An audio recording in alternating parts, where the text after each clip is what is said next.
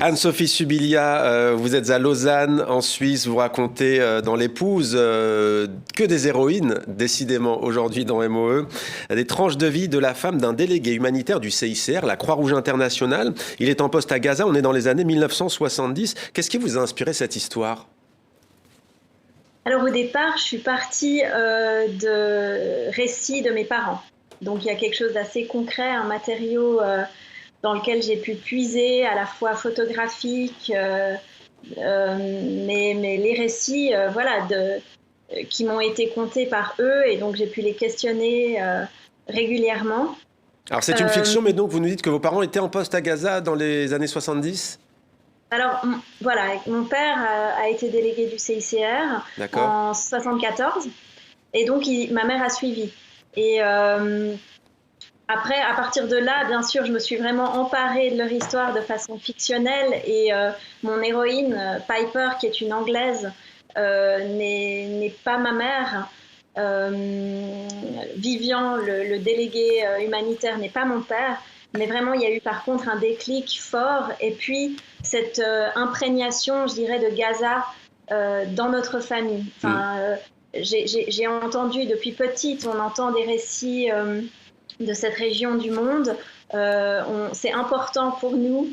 Et puis, il y a comme une sorte de vibration particulière chaque fois qu'il est question d'Israël-Palestine, chaque fois qu'il y a des Alors justement, 1974, c'est juste après la guerre du Kippour, période particulière.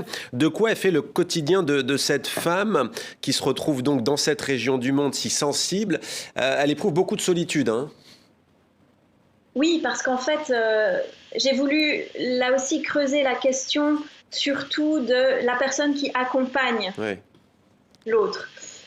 Ça aurait pu être un homme, mais il se trouve que c'est une femme, c'est l'épouse. C'était plus communément l'épouse qui accompagnait, on va dire. Mais il y a évidemment beaucoup d'isolement, parce que, mais en tout cas c'est mon choix aussi, hein, c'est parce que j'aurais pu en faire une héroïne qui est très active, qui trouve vraiment absolument sa place. Mais là, non, j'ai choisi d'aborder la question du désœuvrement, d'une forme de mélancolie aussi liée à un isolement, liée à évidemment un contexte qui n'aide pas certaines prises de liberté, ou qui la font régulièrement vaciller ou chanceler dans sa compréhension de l'environnement et du contexte qui l'entoure. Alors il y a les semaines qui sont rythmées par les fêtes, hein, les vendredis soirs au Beach Club, les bains de mer, les rencontres fortuites avec la petite Naïma. On va laisser les téléspectatrices et téléspectateurs découvrir votre roman. Est-ce qu'il y a des interactions de la part de Piper avec des Palestiniens ou des Israéliens, ou pas du tout ? Alors oui, bien entendu, en fait, et de façon... En fait, dès le départ, il y a un lien très fort qui va se tisser avec un vieillard qui vient s'occuper du jardin de sable du couple d'expatriés.